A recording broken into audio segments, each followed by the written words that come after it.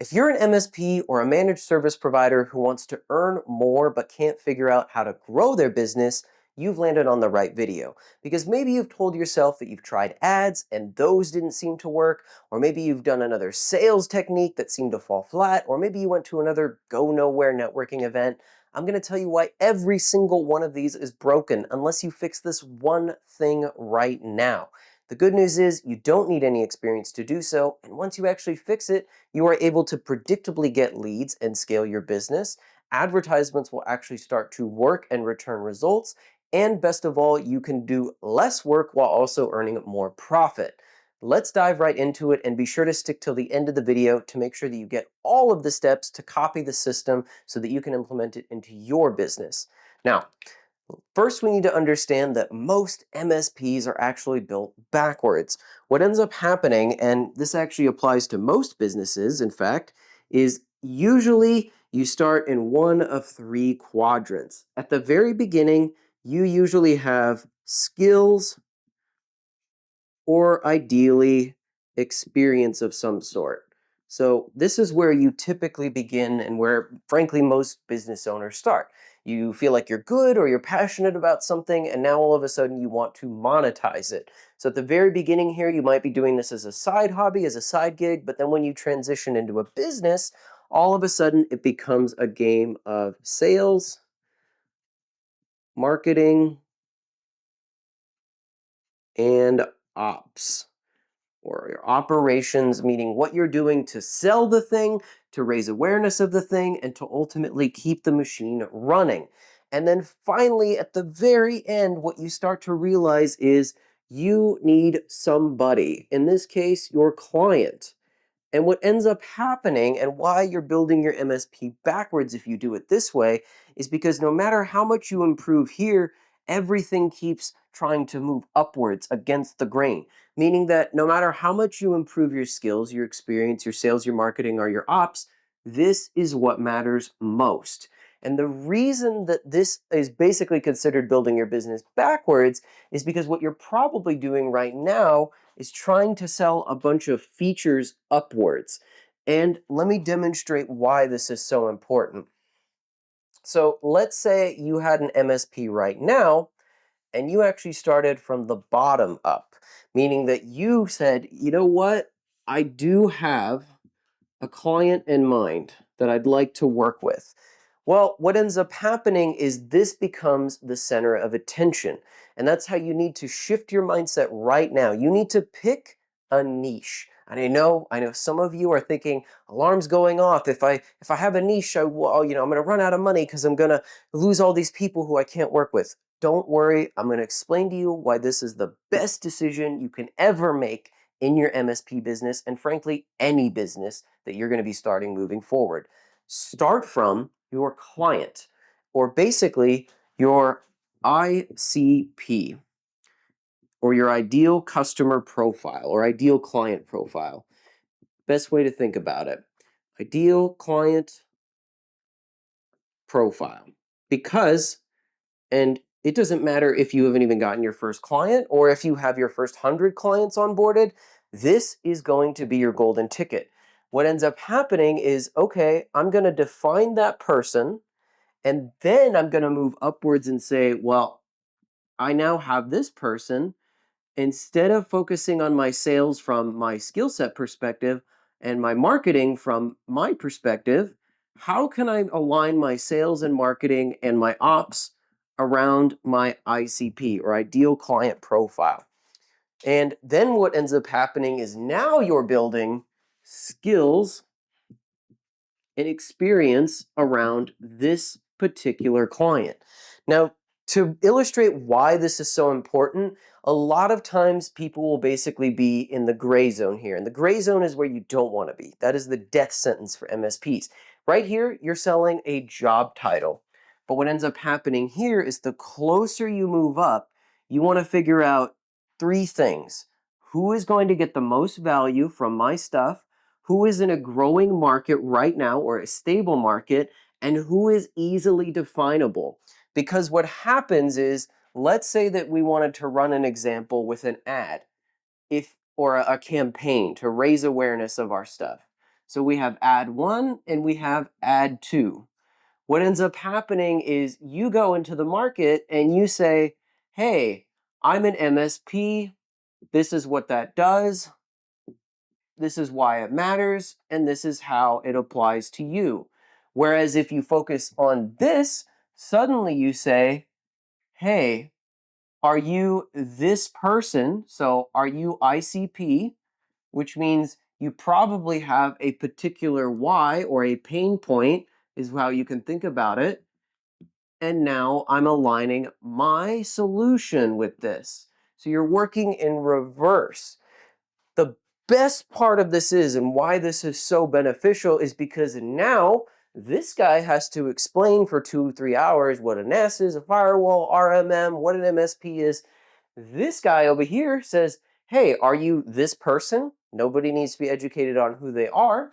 Well, I know exactly if you're this person that you probably have this pain point. So the why is already built into focusing on this particular ideal customer profile. And then how it's done is already translated in the way that they understand it. Now, let me break this down after you've understood the mindset shift. So hopefully you're starting to see the value or the reason that we want to build around a client and not around our skill set. The skills are great, focus on those in the background, but the reality is your clients don't really care. They only want to know what outcome you can create and how you're going to do it. So what we want to focus on, again, and I'm going to box these in, this is how you can build what's called a golden MSP niche. And this will save you so much time, so much money. Ads will work, lead gen will work, your networking will be easier because you know exactly what to expect every single time. And the best part is you're just selling that blueprint over and over again. So we want to look for a few qualifiers as we go through this whole experience. You can use these and think about them as your 10 commandments of your golden niche. So number 1, we want to focus on somebody with pain and high value. And we'll explain each one of these in more detail in a second. Number 2, they should be growing or stable. Number 3, they should be easy to target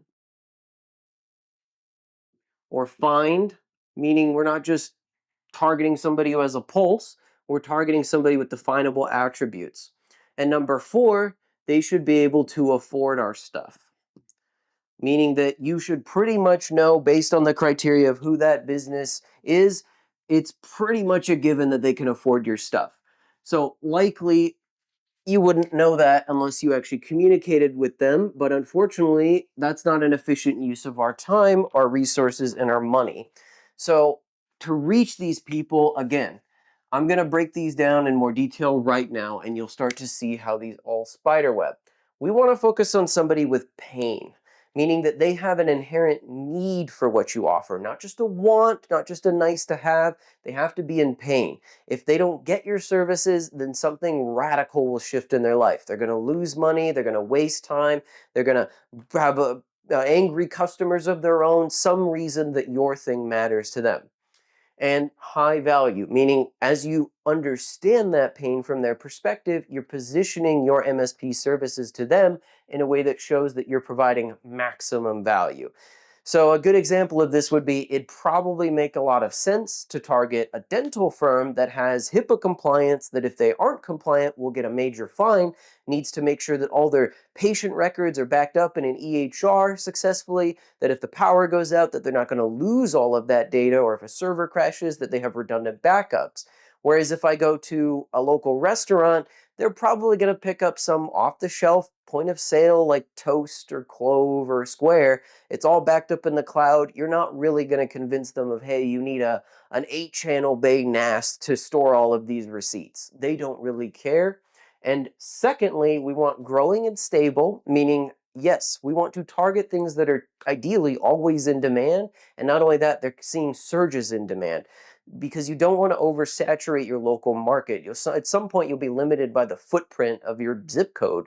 So again, growing stable. We're not working with newspaper and print. We're not working with dying brick and mortar retail. We're working with dental practices. We're working with law firms.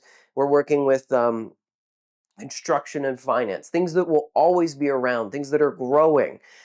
Third, easy to target. And this is very important. If you run an ad, for instance, and you just say, hey, I'm an MSP, we offer IT services for local businesses. Well, that's a bit like going into the middle of a crowd with a megaphone and saying, please give me money. It won't resonate. It won't hit the right notes. It doesn't feel like you're speaking to anybody in particular. So realistically, we want to target people who are definable traits. Think of like age, gender, hobbies, interests, job titles, industry attributes, anything that basically has a definable trait somewhere. They call that typically a data point. Finally, they need to be able to afford your stuff. This is very often overlooked because a lot of the times most MSPs want to work with everybody. So, with that in mind, here is how we can define our first niche. First, here's what we don't want to do. Don't do this. Number one, stop trying to be everything to everyone.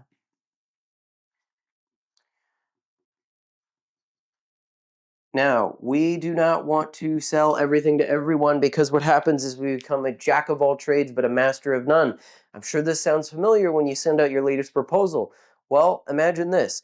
When you want to sell your MSP services to a restaurant versus a nonprofit versus a dental practice, they are going to have wildly different language. They're going to have wildly different requirements. They're going to have wildly different price points. It's all over the map. So what ends up happening is as your cost to acquire more leads, as your cost to get more clients, as your cost to get more contracts, just the effort or even the resources that you expend to get those people, it's all going to scale proportionally because you're going to spend more time having to reinvent the wheel each and every instance that you make contact with them. So we don't want to be everything to everyone. And then what ends up happening is, well, to play off of this is suddenly you realize you're not really known for anything. Because what ends up happening is people who are known for things hang out with other people who have those same problems. Meaning dentists probably hang out with other dentists, so if you were known for solving dental IT problems, they'd tell their other dental friends about you. In this case, if you're just kind of like, whatever, they did my thing, I never saw them again, then it's not really like you're known for that. You don't actually gain any long-term equity or credibility.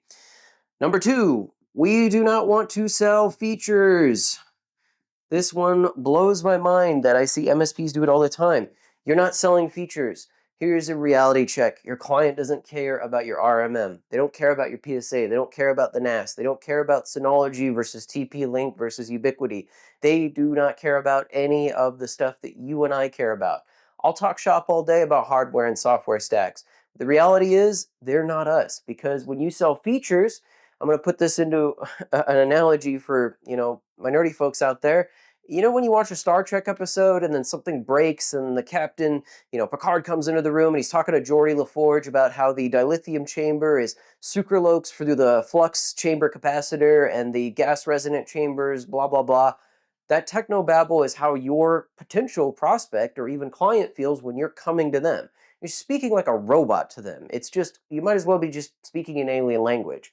We're not selling features. We're not selling things that they don't understand because, again, they don't understand it. They won't value it. And then finally, we do not want to do this. Meaning, again, to recap. Nope, let me write that out real quick.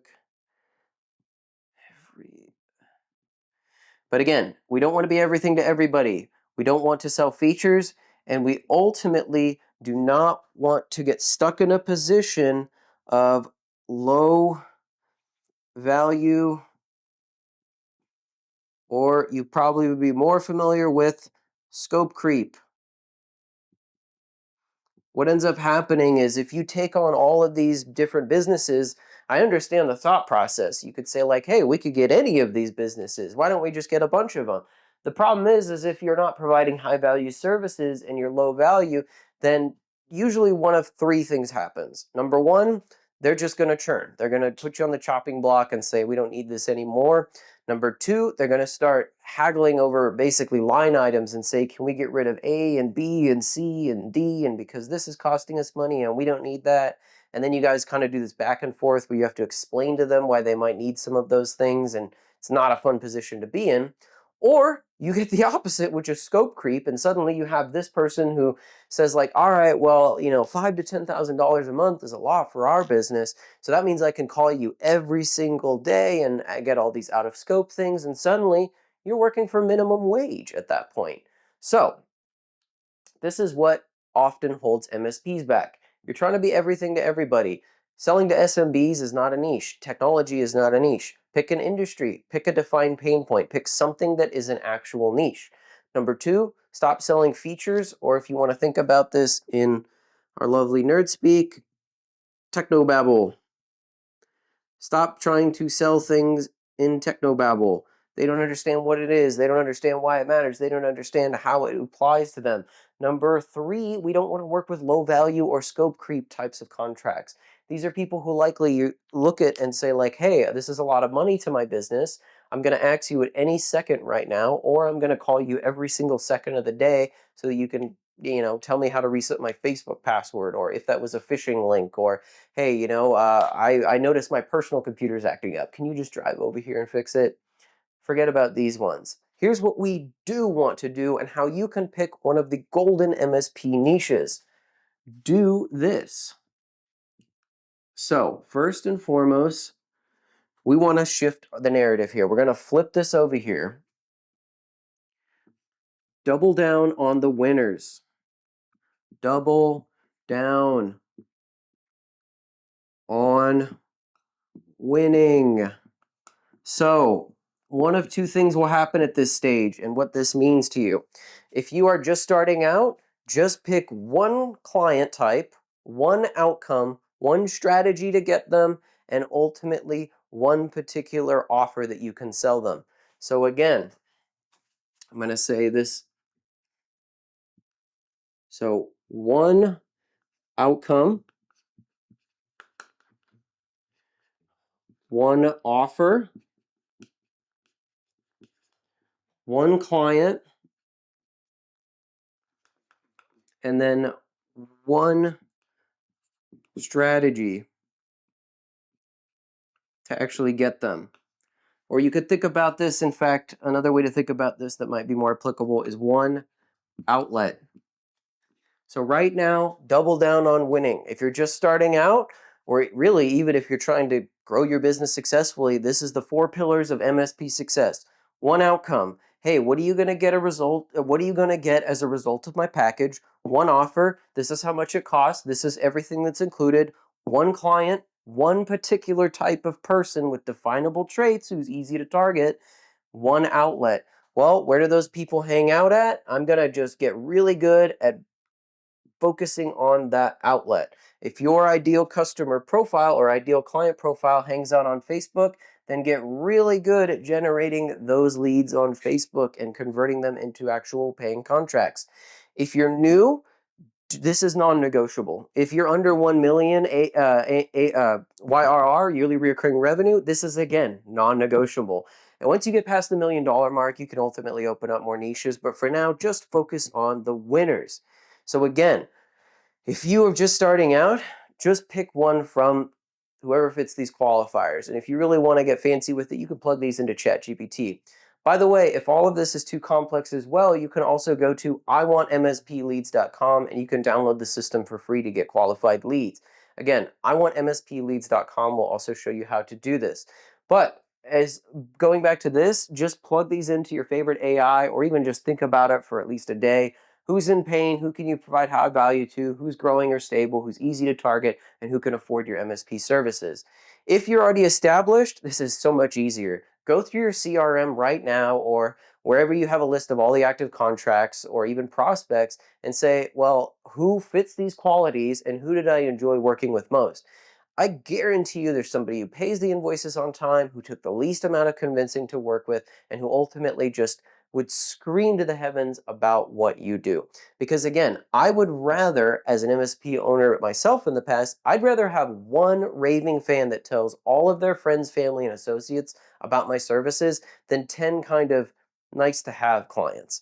Because that type of person will go and get me leads as well when they tell all of the other people about their stuff. I'll become known for that particular thing, and it will become a more predictable influx of how to onboard them, how to actually get them the value and provide your service. And not only that, you'll be able to recognize the patterns over and over again. Meaning that once you double down on winning, once you show what this process looks like, it's just a blueprint. Because this, being a gray zone MSP, requires you to do all this extra work over and over again. Doing this means that you can say, all right, I'm going to name it this. It's for this person. I'm going to notice that this price point is where most people convert, and this is how I can acquire them. And you can repeat that system over and over again. The best part is it compounds over time, meaning the more you focus on your niche, the easier and faster it becomes to get them to where they want to be. The less work you have to do and the more money you make. So again, double down on the winners. Number 2, become a translator. And the easiest way to think about this is you're not just selling features, but you want to expand on those features in a way that makes sense. So let's say, for instance, that I was going to say, hey, you should install Slack on all of your machines. Well, they're going to say, I don't know what that is. Well, what you want to do is take your feature when you translate it, and you want to do this. Take your feature, which gives you a benefit, which gives you an outcome. So we're going to install Slack on all your machines, which means that you don't lose track when you have to go through all these different email threads all the other time, which means that you can instantly increase your operational efficiency, meaning it's easier to do your work and communicate with your employees. The feature is Slack. The benefit is going to be the easier communication, and the outcome means that you're going to be able to get more work done. So what you want to take is go through your proposal right now where you're listing out all your features and run them through this hack. Feature, so that's the thing. We give you this NAS, which means that your data is securely backed up, which means you can sleep at night knowing that if the power goes out or your server crashes, you're going to instantly be able to go right back to where you were. The feature on that proposal becomes the benefit, which gives you the outcome. We're going to translate this into customer speak. And the best part is, you can even 2 times the value of this if you position it towards the specific industry. So let's say your feature is that you're going to sell them a NAS because you want to have consistent data backups. Well, suddenly you're working with maybe a law firm or a medical firm, and suddenly you say, well, the feature is no longer the NAS. Actually, the feature is going to be the Patient Guard secure data system. So you can brand your features now specifically towards that industry, and that increases the perceived value because they look at it and say, hey, I'm one of those. This is made for me, and it sounds like it's a higher likelihood of it succeeding and being, valuable to them because it's tuned to their industry. It's a little known thing, but it actually makes a huge difference. This is why when people sell like workout programs as an example, they don't just say like, hey, you're going to do 50 crunches and 10 push-ups and 30 reps. They say, oh, you're buying the Bowflex, the P90X, the Peloton.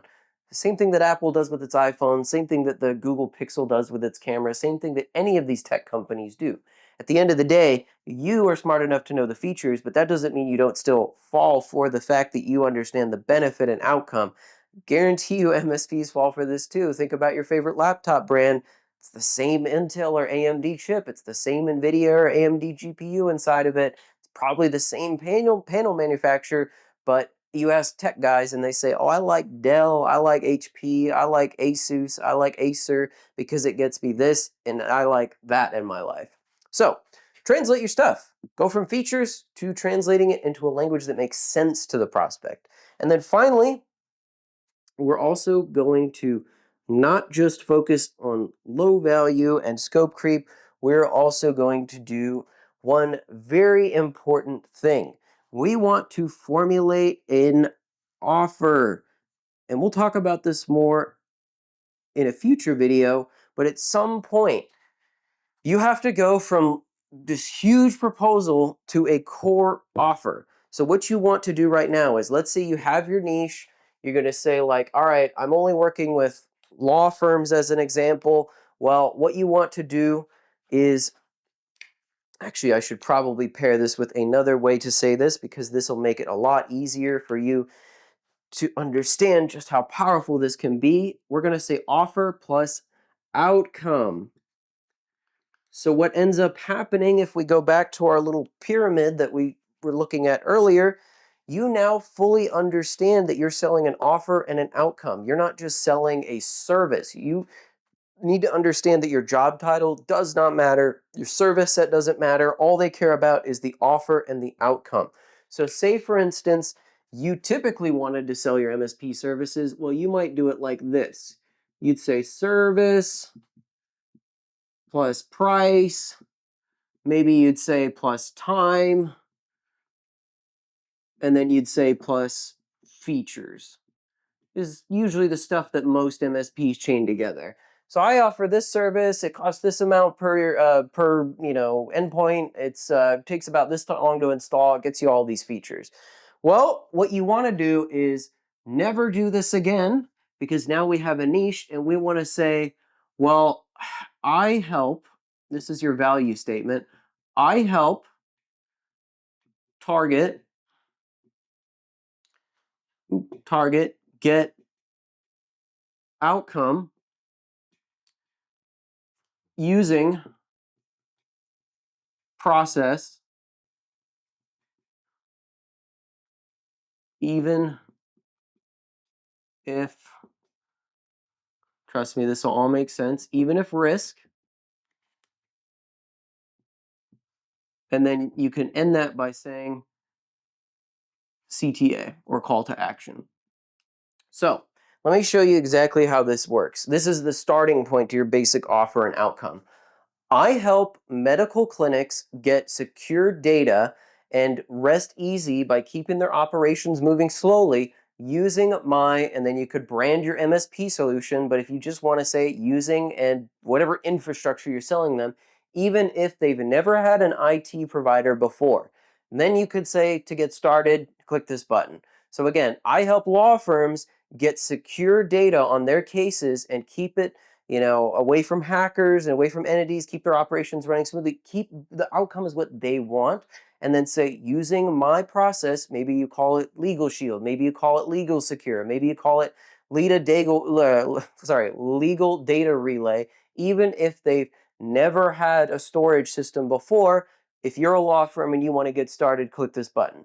So again, you're not saying, I'm an MSP, I cost this amount of money, it takes me 10 days to install, and then you start rambling off all of your features or your technobabble. You say, I help, who's your niche, get the outcome that they want, and you have to do some research to understand that. Again, if you want to understand it, plug it into ChatGPT. You could take this whole statement here and say, hey, I'm an MSP, I would like to work on my value offer and outcome statement. I help target get outcome using process, even if risk CTA. So this is how you want to start to think about pitching your stuff. Now to recap, this is very important because I understand it's very easy as an MSP to get stuck in this gray zone, which is where you're kind of in the unpredictable feast and famine. Some months are good, some months are bad. You're not really sure why they aren't buying. But again, if you did this, you would be able to take your entire sales, marketing, and operation structure, flip it, and predictably grow your business. Think about it this way. If you understood exactly what your niche's needs were, you would be able to stand in front of a phone, shoot at least 2-3 advertisements that told them exactly what pain they're in right there. They wouldn't have to be educated to understand that they're going through those problems, and you would be able to easily sell them that outcome that you can provide that is in a language they understand. You would be able to subvert the risk or the conversation they're having in their head saying, I don't know if this is going to work for me. You could outline the process, and you'd even have a compelling call to action. You could predictably get new MSP contracts on demand because you're focusing on those. You're getting more data, seeing what does and doesn't work. You're focusing on one outcome, one offer, one client, one outlet to get them. You're getting really good at that, meaning once it hits, you're able to predictably print that blueprint on anything. You're translating it into feature benefit outcome, meaning that they don't need to understand what the feature is because they sure as heck want that benefit and that outcome. And you already have the starting point of your first offer and outcome statement. Or you can refer to this as your value statement, which means that instead of saying, I'm an MSP, and they say, what's that? Then you say a little bit about what it is, and they say, oh, that's cool. I don't know how that applies to me. And then you spend an hour educating them. You instantly connect with them. They instantly understand your value, and they instantly know what the next step is to get involved with you. So, if you are interested in videos like these as well and you want to grow your MSP or really any business, I put these out at least once a week. About 10 years ago, I sold mine and now I'm on a mission to help others as well. If this is too much for you to go through, you can head to iwantmspleads.com to download the system for free. And if you are doing over 25K MRR, you can even get the system installed on a call with me personally as well, and we'll walk you straight through it. But until then, make sure to subscribe. Like I said, I put a video like these out once a week. And until then, I will see you next time. And be sure to comment below as well with anything that you're going through so I can be sure to help you and address it. I'll see you next time.